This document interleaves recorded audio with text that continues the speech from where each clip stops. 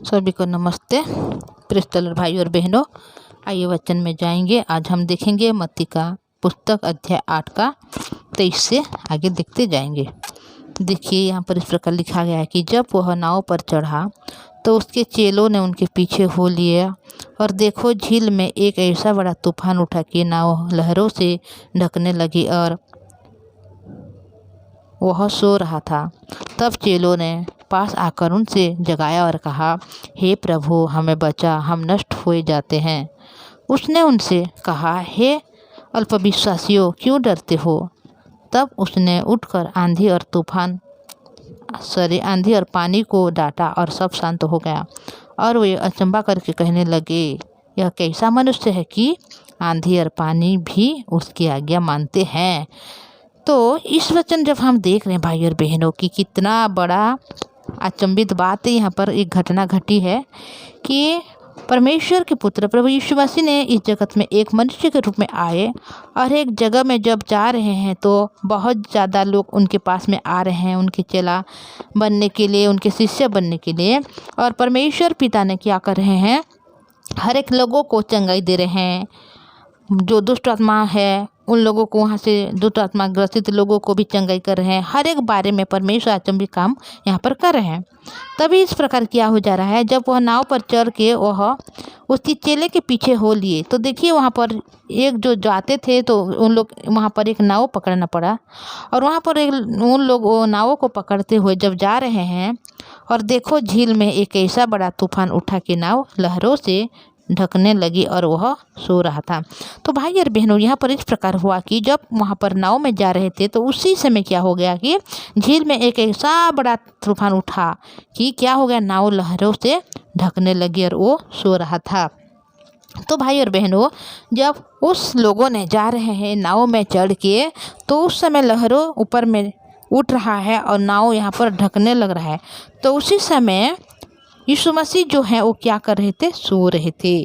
तो उसी समय वो जो चेले लोग थे वह क्या बोल रहे हैं, तब चेलों ने पास आकर उनसे जगाया और कहा, हे प्रभु, हमें बचा, हम नष्ट हो जाते हैं।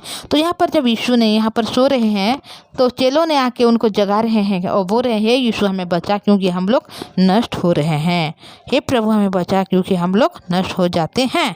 उसने उनसे कहा, हे अल्पविश्वासियों, क्यों डरते हो? तब उसने उठकर आंधी और पानी को डांटा और सब शांत हो गया। तो यीशु ने जब सो रहा था तो वह उठ गए और क्या कर रहे हैं, डांट रहे हैं आंधी और पानी को। तभी वो आंधी और जो पानी है वह क्या हो गया, शांत हो गया।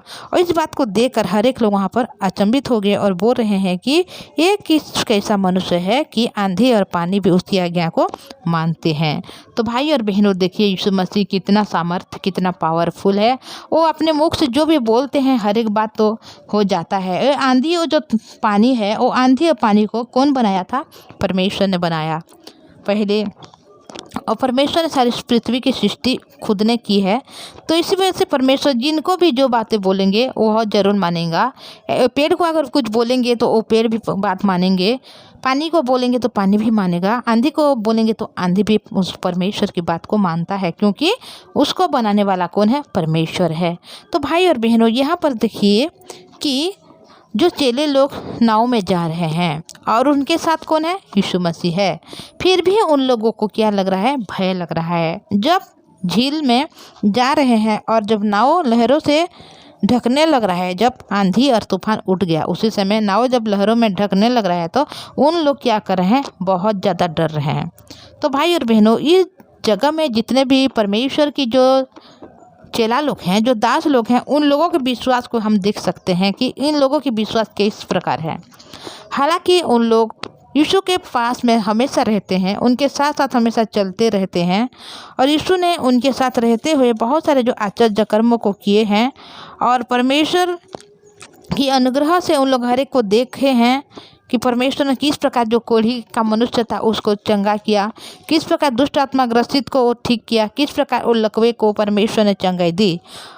हर एक बातों को परमेश्वर के सामने रहते हुए उन लोग क्या कर रहे हैं?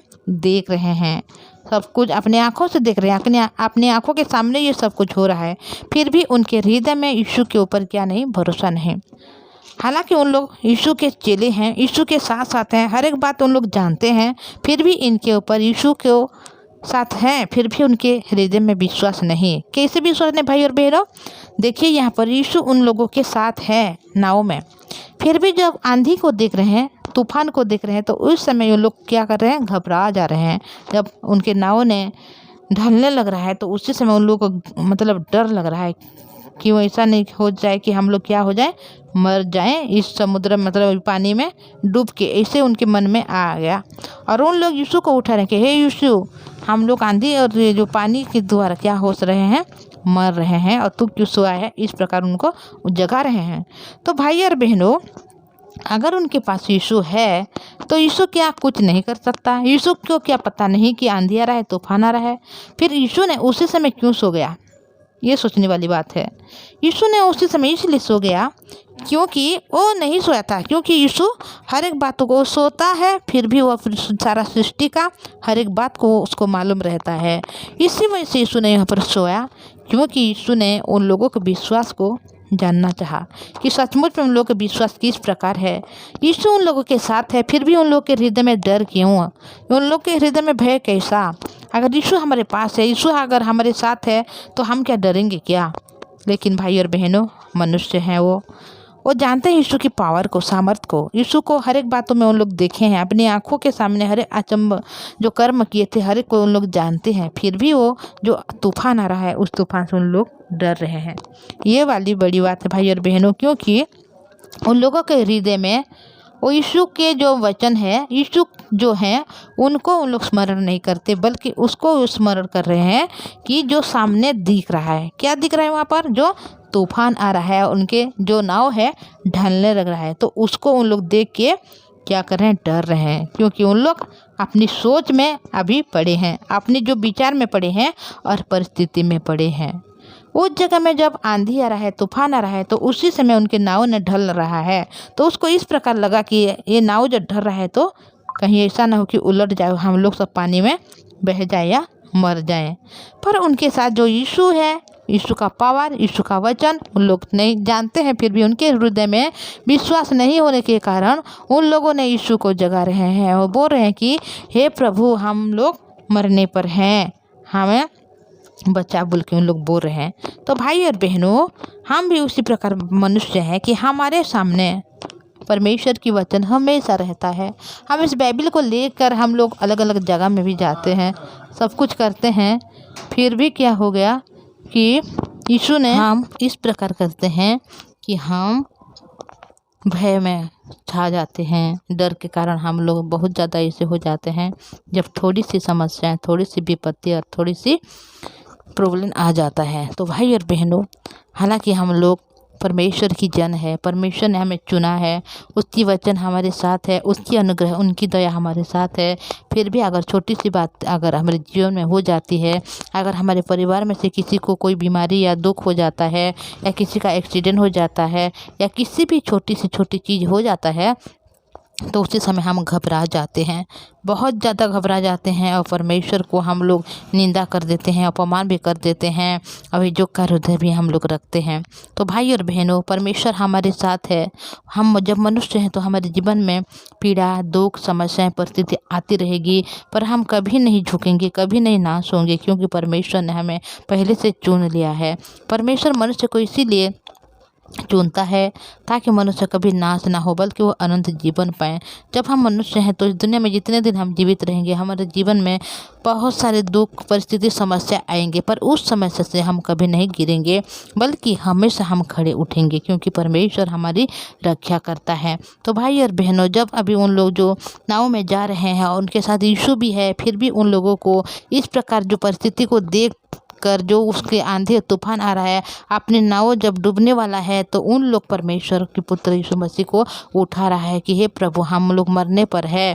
तो उसी समय यीशु ने उनको, जो हवा चल रही थी, जो पानी को, परमेश्वर ने वो आंधी को शांत कर रहे हैं। तो भाई और बहनों, परमेश्वर इतना महान है, जो परमेश्वर ने हर एक विषय को बनाया, जो परमेश्वर ने हमें प्रेम किया, जो परमेश्वर ने हमें दया के अनुग्रह दिया, और उनको जानने के लिए उसके वचन को दिया है भाई और बहनों। और हमें एक जो मंडली में हमेशा हमको जाके रखा है। तो भाई और बहनों, हम कभी भी परिस्थिति के सामने ना झुकें, क्योंकि परिस्थिति एक ऐसा चीज़ है कि वो हमेशा हमें नाश की ओर ले जाता है। पर उस नाश से पहले, जब परिस्थिति से पहले हम क्या करें? परमेश्वर के वचन को देखें, परमेश्वर की सुसमाचार को हम देखें, परमेश्वर की जो वचन हमें दिया है उस पर केवल हम अगर ध्यान करेंगे तो चाहे जितना बड़ा समस्या, विपत्ति, आंधी तूफान हमारे जीवन में क्यों आए, हमें कोई भी नहीं, कुछ भी नहीं होगा। क्योंकि यीशु जब हमारे साथ है, चाहे जितना परिस्थिति, जितना समस्या, जितना रोग, बीमार, दुख आए, फिर भी वो हमारे कुछ नहीं कर सकता भाई और बहनों। तो हम केवल यीशु को, उसके वचन को रिसीव करें, उनको ही ग्रहण करें, परिस्थिति को हम छोड़ दें। परिस्थिति को लड़ने के लिए यीशु हमारे साथ है, वचन हमारे साथ है, वो खुद हमारे लिए लड़ लेगा। तो भाई और बहनों, मैं आज इतना बोलूँगी, आगे हम हर एक बातों को देखेंगे, जानेंगे और सीखेंगे। तो भाई और बहनों, मैं आपको एक रिक्वेस्ट करना चाहूँगी, अगर आप इस चैनल में नई में आए हैं तो इस चैनल को कृपया सब्सक्राइब कीजिए, लाइक और शेयर कीजिएगा। तो भाई और बहनों, हम लोग प्रार्थना में जाएंगे। तो आइए हम लोग प्रार्थना करेंगे। धन्यवाद पवित्र परमेश्वर पिताजी, धन्यवाद करती हूँ आपकी दया करुणा के लिए प्रभु। हाँ पिता परमेश्वर, हम मनुष्य हैं प्रभु जी, हमारे जीवन में बहुत सारे दुख, तकलीफ, समस्या आ सकता है प्रभु, पर आप हमें कभी उनसे गिरने नहीं दोगे, क्योंकि आप हमेशा हमारे हाथ को थामे हुए रखते हो प्रभु जी। जब हम इस वचन में देख रहे हैं कि जो चेले लोग हैं नाव पर है, और जब आंधी तूफान आ रहा है तो उस समय लोग घबरा जा रहे हैं, पर उनके साथ यीशु है, उस बात को उन लोग स्मरण नहीं करें, क्योंकि उन लोग परिस्थिति को देख के डर जा रहे हैं। उसी प्रकार हम भी मनुष्य हैं प्रभु जी। जब हमारे जीवन में छोटी सी समस्या आती है, छोटी सी विपत्ति या रोग आती है प्रभु, तो उससे हम बहुत ज़्यादा घबराते हैं प्रभु जी। पर आप हमें कभी अकेले नहीं छोड़ोगे, आप कभी हमें नाश नहीं होने दोगे प्रभु जी, क्योंकि आपने हमें चुन लिया है, आपने स्वर्ग राज्य के अधिकारी बना लिया है प्रभु जी। पवित्र परमेश्वर पिताजी, हमारे भाई बहन के जीवन में भी उसी प्रकार समस्या होगी प्रभु, उसी प्रकार प्रॉब्लम होगी प्रभु। उन लोग घबराने वाले हो सकते हैं प्रभु जी, उन लोग डरने वाले मनुष्य हो सकते हैं प्रभु, पर आपने उनको बनाया है, आपने उनको चुन लिया है, आपने उन पर चित लगाया है। अगर आप उनके संग हैं प्रभु जी, इनके जीवन की कोई भी, कितना भी बड़ा विपत्ति, कितना भी बड़ा रोग है, जितना भी बड़ा समस्या क्यों ना आए, उन लोगों को आप ही उठा चुके हैं प्रभु जी। इसलिए धन्यवाद करते हूँ। ये विश्वास को इनके हृदय में दीजिए प्रभु जी, स्थापित कीजिए प्रभु जी, ताकि उन लोग इस विश्वास को पा सकें, चाहे जितना भी बीमार, जितना भी रोग या समस्या परिस्थिति आए, तो हम कभी नहीं नाश होंगे, कभी नहीं गिरेंगे, कभी हम नहीं झुकेंगे, कभी हम नहीं पड़ेंगे बोल के प्रभु उन लोगों के हृदय में एक नई आशा को दीजिए। उस आशा के साथ उन लोग आगे बढ़ सके प्रभु, हर एक मुसीबत समस्या से उन लोग फाइट करते हुए पिता केवल वचन में बढ़ने वाले बने, इस प्रकार उनके बनाइए प्रभु जी। उनके सारे परिवार के लोगों को आपके हाथों में देती हूँ प्रभु जी, हर एक घटी कमी को आपके हाथों में देते हूँ प्रभु, हर एक बातों में आप उनको सहायता कीजिए, हर एक कामों में आप उनको सफल कीजिए प्रभु जी।